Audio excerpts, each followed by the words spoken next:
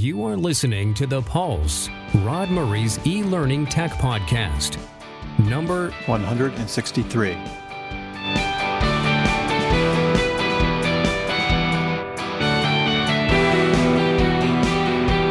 Hi, this is Rod Murray. Welcome back to my podcast. Well, that little piece was a clip from a song that was created by artificial intelligence.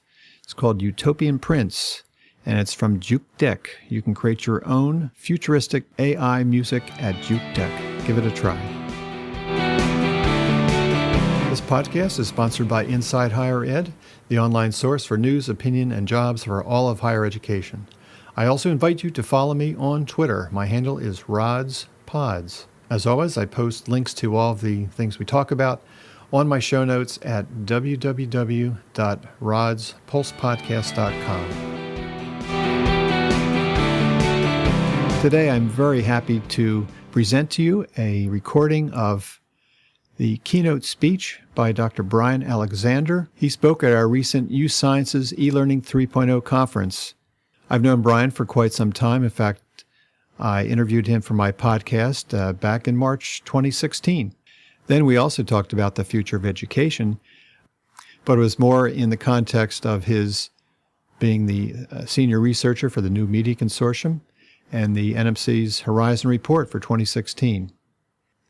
Now, Bryan, if you don't know, he's a researcher, futurist, speaker, writer, consultant, educator, and a homesteader. He is an internationally known futurist working in the field of how technology transforms education. And that's exactly what he was talking about for his keynote, which was entitled Academia Beyond Millennials, the Next Generation of Higher Education. He talks about the globalization of higher education, different changes and trends happening, demographic, macroeconomic, political, education trends, defunding of public universities, student loan debt, privacy in this post-Snowden world, trends in accessing, sharing, cognifying, and filtering, AI and automation, VR, AR, and mixed reality, and Internet of Things. I know each time I listen to this, I hear another great tidbit from his lips. I think you'll really enjoy it. In fact, this is one of the podcasts where I have a video version of it on YouTube, if you're not already watching this on YouTube.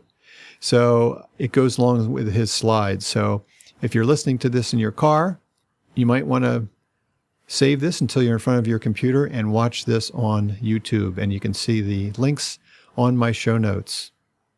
So without further ado, here's my broadcast of Dr. Bryan Alexander's keynote talk, Academia Beyond Millennials. Can everyone hear me all right?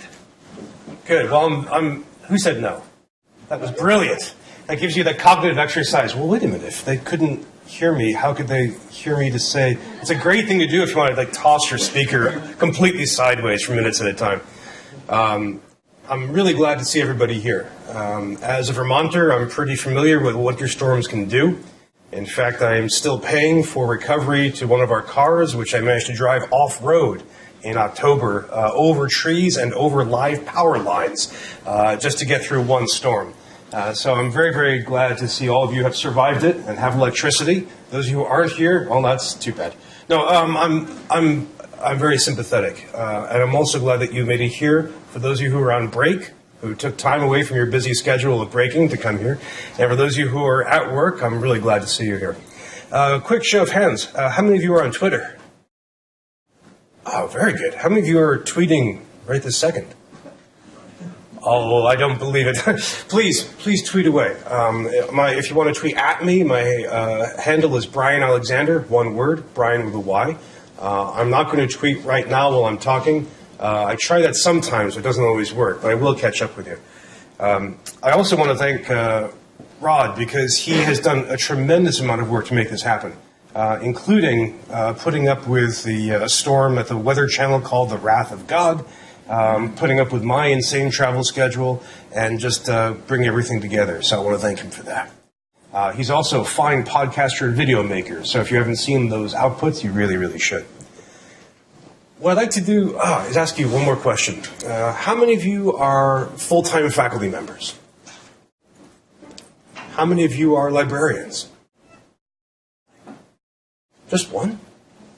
Okay, you have to stand up for everybody else now, just so you know. That's a good beard. Keep it coming. How many of you are in the instructional design, instructional technology world? That's a clear sign. And how many of you are in the IT world but aren't doing instructional design or academic computing? Very good. Very good. Welcome. Okay, that helps a lot. I'm not going to act as though you were all board members then. As we proceed, I'm going to cover a lot of ground in a hurry. Please, sum up questions and comments. If you're using Glisser, which is a lot of fun, please put comments and questions there. If you're on Twitter, please share them there. I want to hear from you and see how we go. We have time for questions and discussion at the end, and as you'll see, I'm much more interested in that. Does anyone recognize this photo, by the way? This is going up in the ISS pretty soon. It's a project with a computing company called IBM you may have heard of. This is a Watson AI that they have put into a little robot that will be floating in the ISS. Think about it as a version of Siri or Alexa, just in zero-G and looking a little bit more disturbing. If you haven't seen my work, just a quick display of credentials. I run a project called the Future of Education Observatory. That is, we try to look at where education and technology are headed. And we do this through a variety of means, including an online book club, weekly video conference. I'll just show you some of those pieces. One of the outputs is a monthly trends analysis. This is a roughly 10-page look at current trends in education and technology. We've been doing this for almost 6 years now, so we have longitudinal data. We can take a look at these trends and extrapolate them forward. If you haven't seen it, just go to ftt.us. You'll see back issues and all kinds of examples. We track about 86 different trends. I'm not one of those presenters who will make you read a screen with type this small. I just put this up here so you can get a sense of the big picture. On the one hand, we take a look at what we call education in contexts. That's everything from education policy to enrollment to demographics to finance. We also, as you can see on the right, take a look at technology itself. So we cover everything from VR to mobile technology to social media and AI. We look at the intersection where education and technology intersect. And then we wrap this all together in a few mega trends. At the very top, we call it the higher education crisis. We also have a weekly video conference. How many of you have participated in this so far? Got a few? Good. It's called the Future Trends Forum. We use experimental technology called Shindig, which so far has, if you're a technologist, has allowed for up to 200 simultaneous video inputs without any problem. It's pretty interesting to see. So we have a discussion about the future of education and technology. We bring in different people, different guests, and we have them talk about where this could go. I'm just the MC. I'm the host. I don't lecture or anything. It's a lot of fun to see. If you're in the LMS world, we had Martin Dugamis, the founder of Moodle, there last summer. We have a wide range of folks. All of that is to say, we've been thinking about the future of education. And here are a few of the trends I'd like you to think about as you think about where technology could be going. Let's begin without talking about technology itself. One thing that's incredibly important to remember that we don't spend nearly enough time thinking about is that higher education is becoming more and more international. I don't mean this in the sense of everything is more globalized. I don't mean that. I mean, quite literally, we're seeing the emergence of a global market in higher education. We're seeing more and more faculty, more students, more content flowing across national borders. This has huge results for the United States in all kinds of ways. So, for example, we're seeing other systems building up internationally. For example, you can trade credits between institutions more easily across Europe than you can within a single state in the United States, thanks to their higher education area. We see countries like China building up universities more rapidly than anything that anyone has ever done before. In fact, it's possible that China will soon outpace the U.S. in scholarly production. When we think about the future of education, when we think about the future of anything, we can talk about major trends.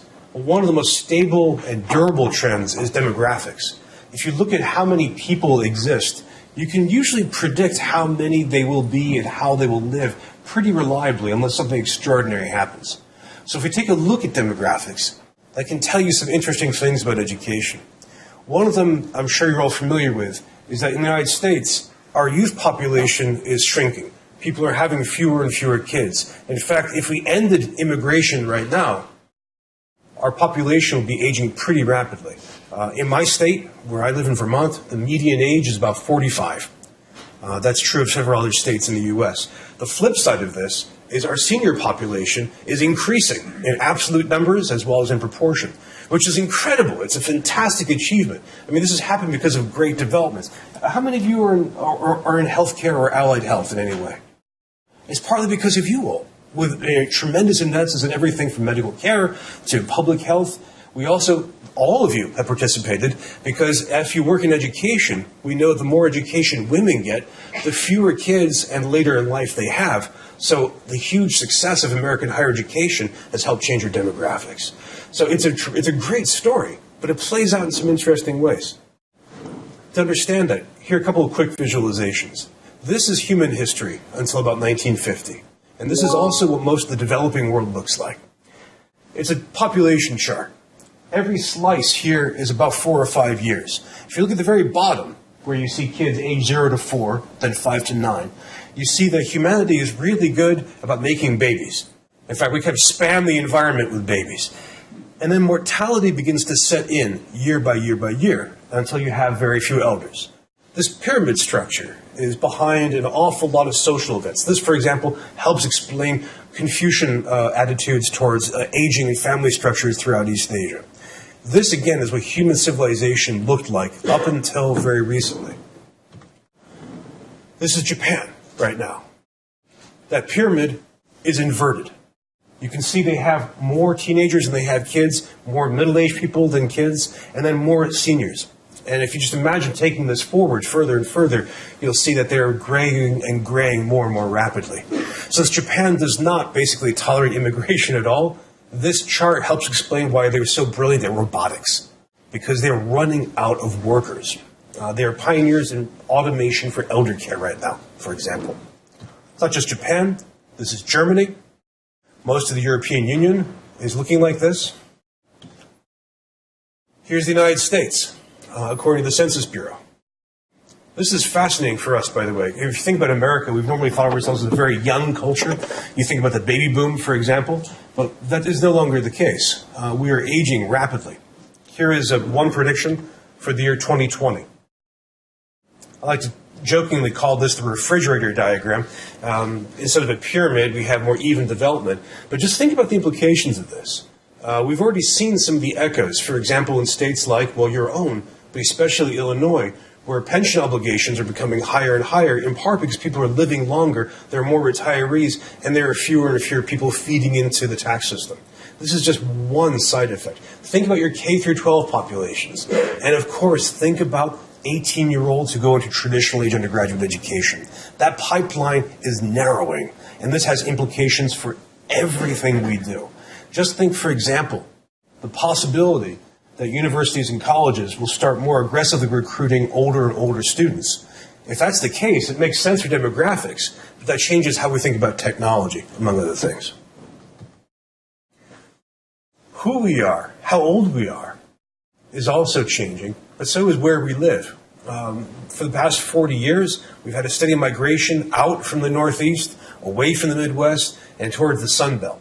That hasn't changed yet, which is pretty interesting, because you think about the diversity of, say, California versus Texas, our two biggest states, who have completely opposed everything in every way. And they're both huge success stories. They're kind of bipartisan success story, as opposed to New York, Pennsylvania, Michigan, Wisconsin, which are just hemorrhaging people. If you take a look across both of those regions, that's where you see enrollment dropping. That's where you see colleges merging or closing. Behind all of this is the specter of economics. I just quickly want you to draw your attention to this one slide, because this is in some ways the most important one I can show you. This helps explain so much that has changed in our lifetime. Quick show of hands. How many of you were born before 1980? I'm not going to ask you to stand up. How many of you were born before 1970? Okay. Before 1960? Very good. How many of you were born after 2000? I'm not going to talk to you. This chart explains what happened in all of our lifetimes. This is a chart of income inequality. The vertical axis measures income inequality. The higher, the more unequal a society is. So say 100% is Jeff Bezos and everybody else is unemployed. The horizontal axis is time. And take a look at this chart just for a second. On the left side, we have 1910. And you can see that we were pretty great in income inequality then. That's the Downton Abbey time period, right? But then from around 1914 to about 1960, income inequality plummeted. Now, this happened for a lot of obvious reasons if you think about it. World War I, World War II, the Great Depression destroyed a lot of wealth. And we also had huge social programs in all the, when I say we, by the way, this is the United States, but also several other Anglophonic countries, Canada, the US. You can see this as well happening throughout Western Europe. All these policies redistributed wealth. This is when the New Deal came out in the United States, for example, or national health care in Britain. So from around 1950 to about 1980, we were the least unequal we'd ever been. We still haven't realized the import of that. Some economic historians call this the Great Leveling or the Great Plateau. It's really extraordinary to take a look at housing, to look at mores in that period.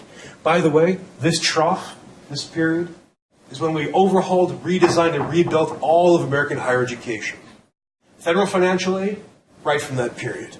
The community college system, massively expanded then. Think about how many public universities and colleges went from being normal schools to being universities or colleges. Think how many expanded. Think about the idea that everyone should go to college, all piled right in that period. That's the system we inherited. And then, about 1980, income inequality started coming back. And look at that right edge. Depending on how you measure this, and there are a lot of ways we can talk about that, we are circa 1915, 1920 levels. And nothing is slowing that curve down. A Swiss bank, not exactly your average Marxist outfit, right? A Swiss bank says that right now we are living in a new gilded age. And that document that I found was their advice to investors. So they weren't exactly complaining, right? But that's vital to think about. Think about our expectations of students, of funding, of how we think about education. We built it in that middle trough. It's now obsolete. That's one of the reasons we were having so many stresses and so many challenges, is we are living in a different time. This informs almost everything we do. Now also, other economic changes have changed how we do education. One of them is the big change in labor. So for example, in most of your lifetimes, you know that we made this transition in the American economy from one driven by manufacturing to something else. In the 1990s, we were told we were going to move from manufacturing economy to the creative economy, to the information economy, the digital economy. And that was half true. We still make a lot of stuff. We still manufacture stuff. We just employ very few people to do it. We either use robots or we outsource it. We don't employ a lot of people in the creative industry. We don't employ a lot of people in technology. Those fields make a ton of money, but they only employ a handful of people. Where do most of us work these days? What sector? Software, you'd think, right? Service. The service industry defines American labor. That's one of the reasons why our wages and compensation have plateaued or declined, because they tend to be non-unionized, for example.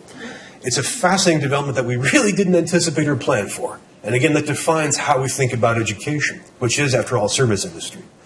We've also shifted from the idea of having one job and one career for life to actually having multiple careers, multiple jobs, sometimes simultaneously. This is where we have the gig economy, for example, or what Australians call the American economy. And this is a huge change. If you think about the idea from the 1920s, say, you go to college, you get a degree, you go to work for an employer, you have this job, you do that for 50 years, and then you retire. Well, that's a weird thing to do these days. Now you go to college, perhaps when you're 25 or 30, you get one degree, maybe several, you have one job while you're doing another job, and then you jump to a third job. That's not how we planned higher ed.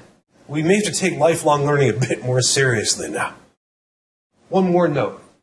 There's a lot to talk about in this subject. We can come back to it if you like. But automation is starting to impact this, just starting to impact this right now. We also have politics. And yeah, I used this slide when talking to an audience at Mexico City. I brought this up. Complete silence. And then I said, I'd like to apologize for my nation, which has temporarily gone insane. And I got a standing ovation, like right away. I mean, it was interesting. Although what's fascinating is Mexican migration to the United States has been declining rapidly for the past 8 years. And in fact, one of the interesting side effects, reasons for that, is Mexicans' demographics are changing.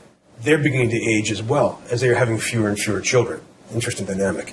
But one thing to think about when you think about education is obviously we live in a time of political chaos and stress. I mean, you think about the different tensions that we are having right now between urban and rural, over race, over gender, over class, over nationalism. I mean, those tensions really, really occur throughout the United States. So think, for example, one side effect, I mentioned internationalization, right? We have all these international connections. We also have a lot of international students, except we have fewer now. For the past 30 years, we grew the number of international students. The past 2 years, that number has declined. So if your institution relies on having international students for diversity purposes or for financial purposes, you are now suffering a bit as a result. That's one side effect. Think about how this will pull out over the next 4, 5, 10 years. Now, within education, we also have many reform movements trying to fix education, whether we like it or not, which is pretty interesting. You've experienced most of those, everything from raise to the top to having more and more accountability for a public institution. Those just keep going. We haven't seen any sign of slowing that down. A lot of Americans really respect and love education as a whole. They also think we're a major problem, we're doing things wrong and need to be fixed, which is a little unpleasant. We're kind of like a bad cat for the United States. We're also seeing the rise of new forms of certification, everything from micro-credentials and badging. And we're also seeing more and more experiments in creating new colleges and universities, everything from Mission U to Minerva to Dyson University. And who we teach keeps changing. This is fascinating. Last year, a Stanford dean published a book on students these days. I would love to tell you never to read it, because she's basing her entire model on Stanford undergrads, which is like saying, well, I live in Vermont, which is to say the United States. I mean, it's really, really skewed. And one of the reasons is our student population is changing rapidly. So, for example, we know that the traditional age student is dwindling in this proportion, that we are having more and more adult learners. We call them non-traditional. That will stop at some point as they become simply traditional. We're seeing more and more first-generation students, which many of your institutions are trying to scramble with to support in many ways. The reason for that is we're trying to get more and more students in for various reasons. We're also seeing a growing number of veterans, which we try never to talk about, which I find gaspingly stupid. We are still fighting the longest war America has ever fought, which we rarely discuss anywhere, especially in higher education. But veterans organize online meticulously to figure out what schools to go to. And some colleges and universities have excellent support for them. On top of that, our students are increasingly afflicted with learning disabilities for reasons we sometimes understand and sometimes don't. Put all those together, we have a different student body than what we imagined in the 1960s. And obviously, the racial breakdown of our students is changing. The proportion who are white are dwindling. Above all, the two populations that are really, really growing are Asian American and especially Hispanic. That gives us, again, a very, very different student body than we've been working with. And this chart is one that keeps presidents, deans, and boards up nights. One of the things that's happened for the past 6 years that we don't really talk about nearly enough is the total number of students enrolled in American higher education has gone down. From about 1980 to about 2011, we tripled the size of students going to American education. I mean, incredible boom. It leaves the GI Bill and the land grants way behind. It's extraordinary, extraordinary development. And then that stopped and has receded and gone down. Now, the biggest loss you can see here is in the for-profit sector. The for-profit sector basically boomed in the 90s, has been collapsing like a rotten bag ever since. But we're not seeing growth anywhere else in any other sector. We're actually seeing the declines in some of them. Now, if your institution depends on revenue from tuition, like 99% of colleges and universities do, this is a problem, to put it mildly. If you're wondering about your travel budgets, if you're wondering about your software budgets, or about your hardware refreshes, or about your faculty compensation, this is one of the stresses on them. And this is not really reversing, unless you find people who are really excited about spending more in college. Who is actually in this room? Who is on your campus? Who is teaching? Who is supporting? Is also changing. And one of the key dynamics of this is what happened to tenure. Basically, we used to think tenure was a good idea. We now don't think so. And by we, I mean academia, because we did this to ourselves. Here's one of many, many charts looking at the populations that grew on campus. And you can see on the very far left, the population that grew immensely was non-teaching faculty. That's administration, that's staff of all kinds, think librarians, technologists, deans, that kind of thing. The proportion that are tenure track faculty barely grew at all. What really grew was the adjunct population. That is the normative professor in the United States. The typical instructor of higher education in the United States is to be determined. We did this to ourselves, and we keep doing it because we keep pumping out PhDs in record numbers. You all know this, I know. But it's important to think about because it reflects this. Our change in labor. What happened with Uber drivers, what happened with unions, that's us too. And nothing is slowing this down. No State of the Union has said, tenure is a good idea, we need more of it. Nowhere. There are a handful of colleges and universities which still have majority tenure-track faculty. They cling to that mostly for reasons of wealth. Beyond that, it's not happening. States are also responsible for something very, very interesting. And you could think about your state if you like, in Pennsylvania, which is we decided that we wanted more and more students to go through higher education and state governments would pay less and less for it. Kind of like the worst teenagers of all time.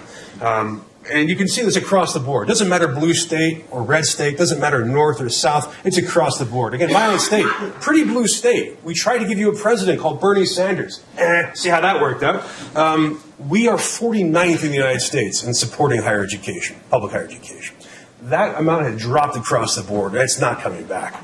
How we pay for higher education? Well, you all know this.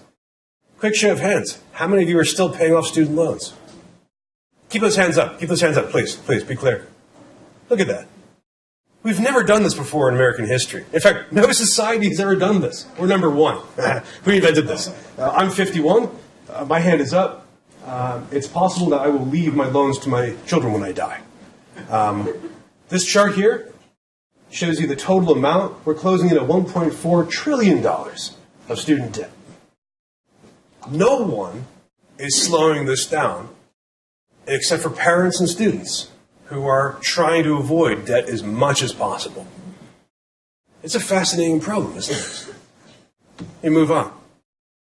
By the way, women, you tend to spend more on debt. You tend to have more debt than men. One of the many pleasant side effects of this. So, my alternative title for this talk was Crunch Time. Higher education is being crunched in a massive way from all those different stresses. What happens to higher ed? Is this a bubble? Is this a crisis? Is this a panic? That's what we're deciding right now.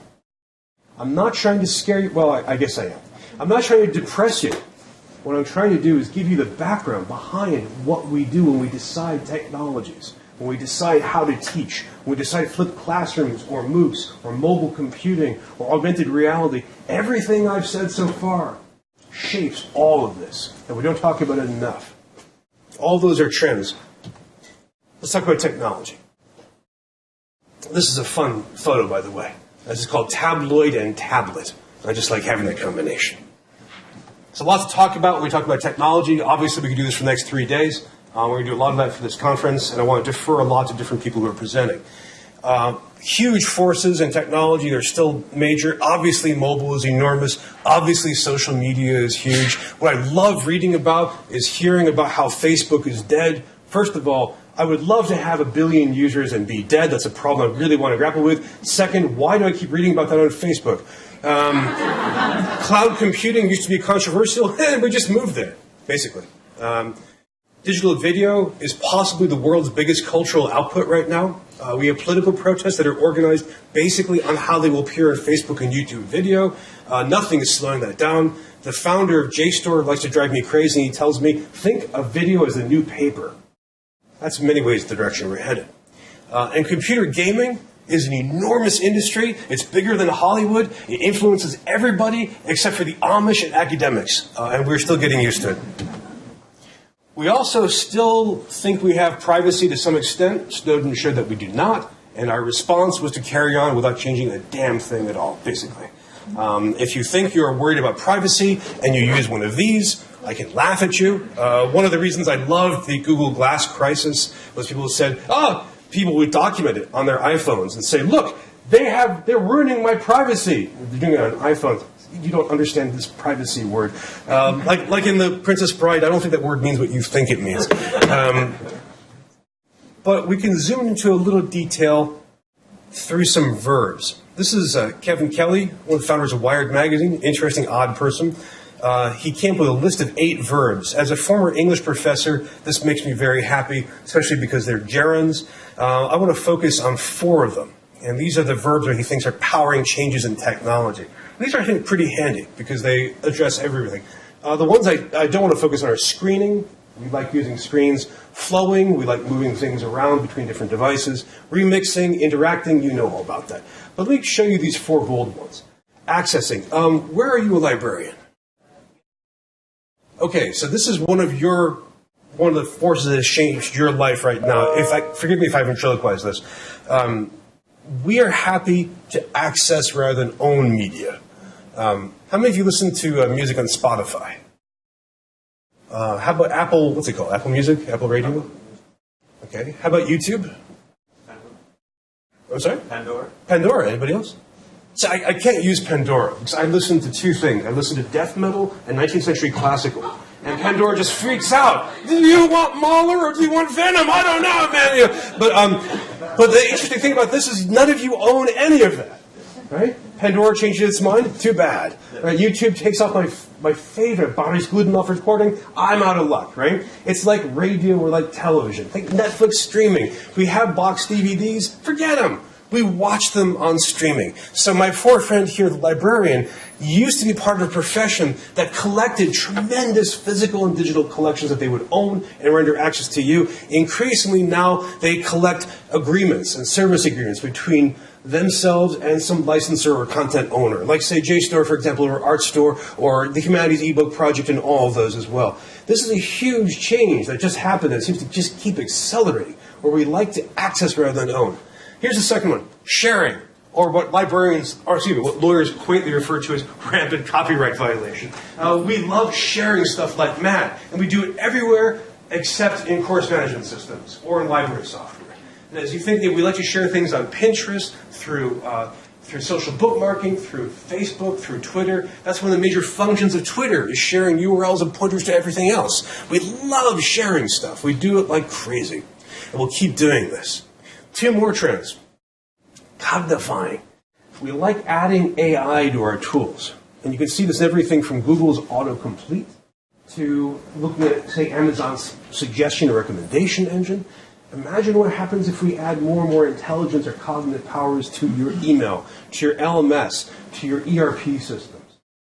And also, we use more and more filtering. Those of you who are listening to Apple Music, do you use any of the playlists?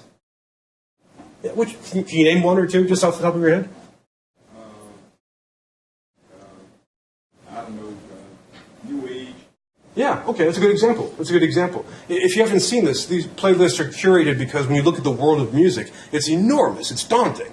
So they will actually curate a list for you, and you'll have some, like a DJ or a good musician who will come up with that list. I mean, I do this on YouTube. I have some really quirky lists that people can use. We like this idea of having playlists. We like filtering. In fact, it's possible, as Clay Shirky says, we're not facing information overload. We're facing filter failure. I mean, you think television, newspapers, radio used to do that for us. In fact, Netflix kind of does that for you as well. So think about this. If you take these verbs and apply these to technology, where we see more filtering, where we see more affordances for remixing and for sharing, where we see more tools that have more codification, all these together shape a different technology landscape than we're used to. And automation, some of you are going to be talking about automation as we go. I just want to quickly touch on automation and come back to it. Automation is really, really beginning to impact us in many, many ways. A Gallup poll asked humans in the United States, how many of you have used AI in the past week? It's 90% said yes.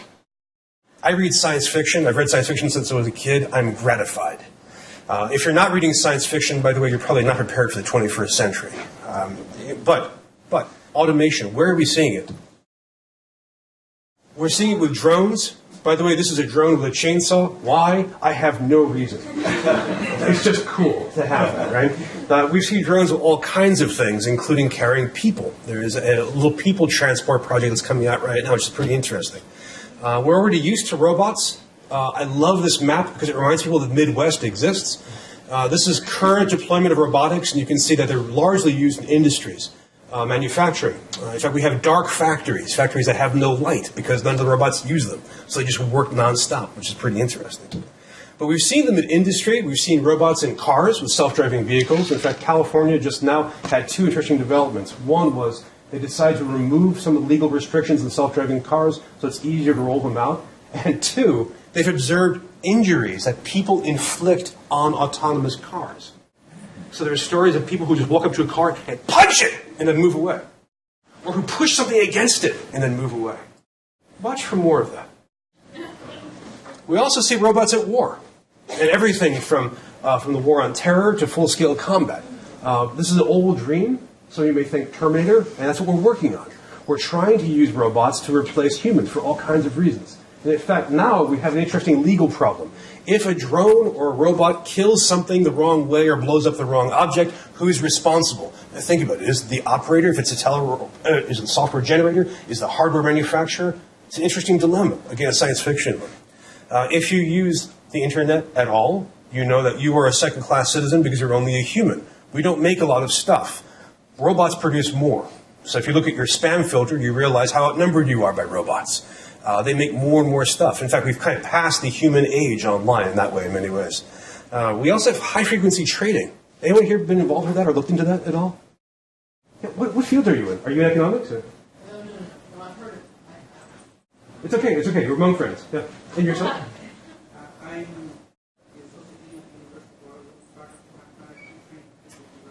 Excellent. Good for you. Well, I think good for you. Oh, it's good for you personally. So let me explain for everybody else. This is you can automate a lot of financial trading because a lot of it is based on very codifiable principles. I mean, I think the oldest one, buy low and sell high. So people have written software that basically does that throughout the stock market and trading derivatives. So you have software programs that are buying and selling and impacting your economy. If you didn't know about this, your 401k has already been impacted. And in fact, some of these some of these trading firms will physically move their hardware closer to each other so they can get, a femtosecond advantage on each other? It's extraordinary to see. This has already impacted the economy in some ways. And you can see impacting the academy because being able to work for those kind of sectors is a career path right now. Well, look at this slide. This is the 21st century of science fiction dreams. It's already happened. I'm a futurist. I'm telling you about the present. Take this slide and extrapolate it forward. Think about what this looks like in the far future, say 2 years from now. We also automated creativity. That is, we have software that helps you be creative, that makes things. So we've had software that writes journalism in sports, and in finance, and in meteorology. We also have software that can make creative stuff. Now, here's a photo I took of a good friend of mine. He's a Canadian. He's trying not to look arrogant because he's a Canadian. He's always being very humble. I fed this photo into Google's Deep Dream Generator, and it produced a psychedelic masterpiece. And what's fun is you can take this and feed it back in, and it gets weirder and stranger and stranger, right? We already have software that writes screenplays, that writes place names. Already. We're just starting to get into this. We go a little further forward. Okay, quick show of, I love doing this. This is so cruel. Quick show of hands. How many of you have iPhones? Here, now look how high the hands are, right? How many of you have Android phones? Not as many, and not as excited, but good for you. How many of you have Windows phones? Last time I was in Canada, I had to ask, how many of you have Blackberries? I do! They were so proud of that, right? One of the things about mobile that's so fascinating is I've been talking about this since 2001. I kept saying mobile is going to be big. People are like, are you sure? Yes, it's really, really huge. And now when you design for the digital world, you design for the mobile world first. So if you look at web pages that look simpler now, that's not because they think you're stupid. Unless they're CNN, Fox, MSNBC, in which case they assume you're stupid. What they assume is you are most likely to be reading it not on a big screen, but on a tiny one. So you can only have so many pictures at once. If you're looking at digital content on a desktop or a laptop, you're in many ways a second-class citizen. We have so many devices right now, it's truly extraordinary. Mobile devices in many ways. They keep unfolding and exfoliating in so many different forms and shapes. It's very, very difficult to keep track of. This is the Nielsen people who try and keep track of TV watching habits. And this is their attempt to quantify the different devices we use to watch TV. And you can see this is not exhaustive. It's already a large number. One of those device areas is virtual reality. And we're going to be talking about that here. Is it Dr. Denise will be talking? Is that you? Excellent. What time is your session? 3:30. Excellent. So you should be there for this. Denise or Dennis? Denise. I want to just give you 3 possible ways virtual reality could unfold. At a big, big, big level. Here's one. It could be scary. This event, if you know the story, this wasn't apparently scary. This is Mark Zuckerberg giving people free VR headsets, but it looks like something from 1984.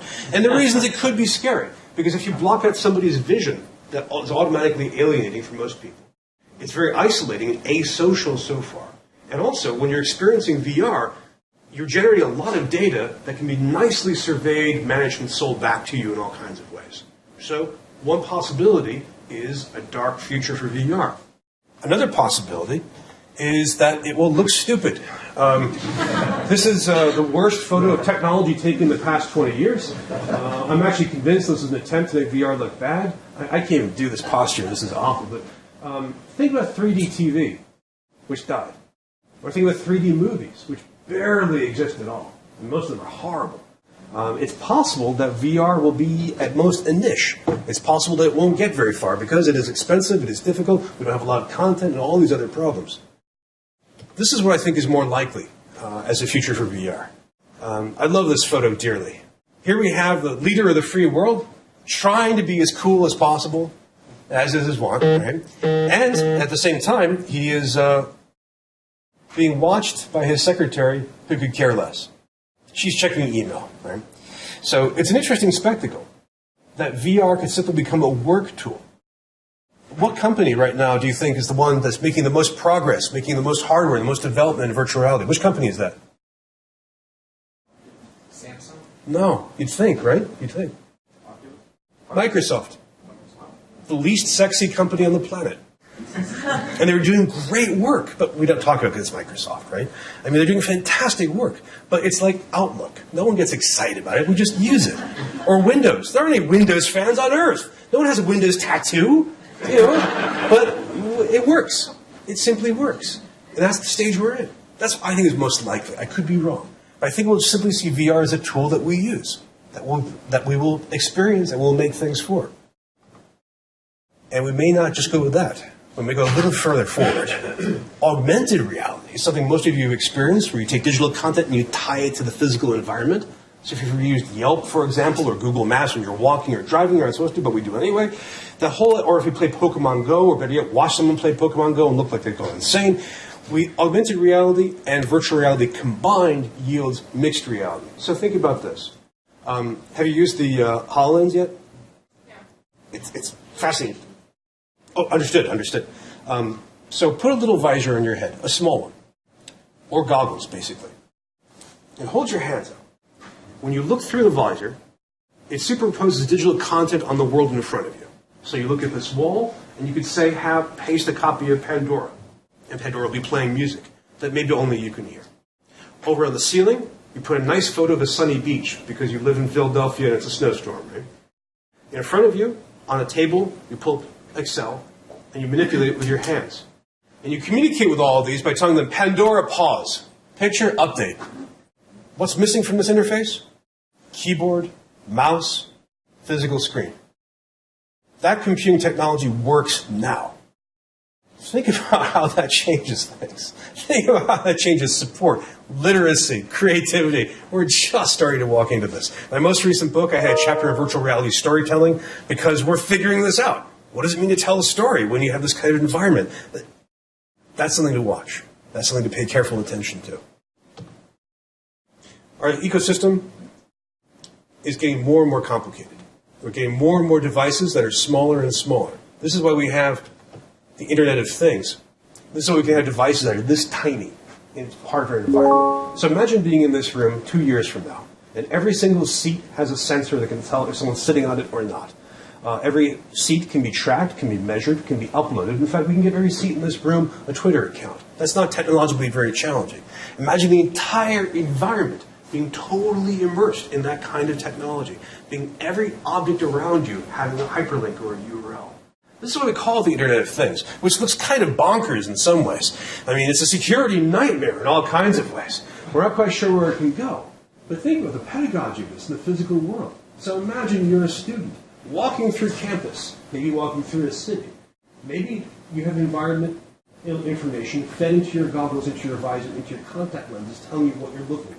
We're able to upload content with a blink or a twitch or a voice command. Different objects in front of you, like a street corner or a car, may be thoroughly networked. The people around you may be inhabiting their own virtual world at the same time. I have to ask, is this a world that you're prepared for? Is this a world that you're planning for? When you teach mathematics, or when you teach virtual reality, or when you're listening to music, or simply being alive in the world. What I'm describing is science fiction light, because I'm also describing journalism that describes the world around us. We have so much to talk about. We have so many ways that technology can unfold. We have so many different ideas. And you are in a great spot, because you're in a room and a conference surrounded with people who are experimenting and exploring with these ideas right now. I'm conscious of time, and I'm conscious of doing a terrible thing, which is talking too much. What I'd like to ask you to do in the last couple of minutes that we have left to us is to say, of all these different trends that I pointed out, the wild technologies, the terrifying economics, which of these trends looks most significant to you, where you sit, where your work is, as a librarian, as a faculty member, as a technologist? So that's it for today. I hope you enjoyed the keynote talk by Dr. Alexander.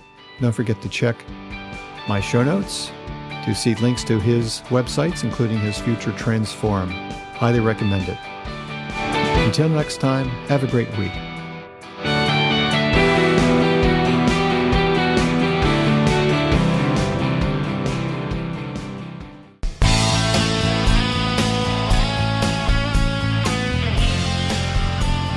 That's it for today's episode. Thank you very much for listening. Don't forget to give Rod feedback. You can leave comments on his blog or send email to rod@rodspulsepodcast.com. The preceding audio commentary is the product of the author, Dr. Rodney Murray, and does not represent the official viewpoint of the University of the Sciences or any other institution or company.